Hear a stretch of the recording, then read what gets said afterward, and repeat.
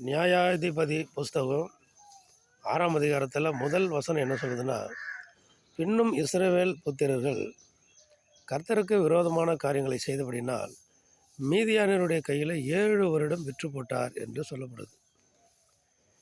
தேவ ஜனங்கள் தேசத்திற்காய் ஜபிக்க மறந்ததுனால, ஜபிக்காமல் விட்டதுனால, தன்னுடைய சுகபோக வாழ்க்கையிலேயே அவர்கள் அமிழ்ந்து விட்டதுனால, கர்த்தருக்கு பயப்படாமல் போனதுனால, தேசத்தில் கர்த்தர் விரும்பாததை விரும்பி தன் மனமோன போக்கில் வாழ்ந்ததுனால பட்டணத்தின் ஜனங்களை ஆண்டவர் கோபம் கொண்டு எதிரிகளுடைய கையிலே விற்று போடுகிறார். அப்படி விற்று போட்டார் 7 வருஷம். அதன் பின்பு கர்த்தரை நோக்கி விண்ணப்பம் பண்ணுறாங்க, கூப்பிடுறாங்க, கூக்குரல் விடுறாங்க.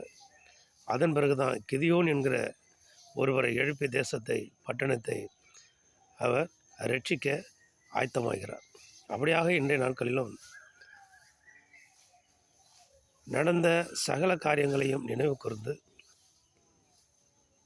நினைவிலே வைத்து கொண்டு, ஏன் இன்றைக்கு நம்மை எதிரிடத்தில் விற்றுப்பட்டார், நாம் ஆயத்தப்படுவோம், ஆயத்தமாக இருப்போம், கர்த்தருக்காய் ஜெபிப்போம். ஆமென். அல்லேலூயா.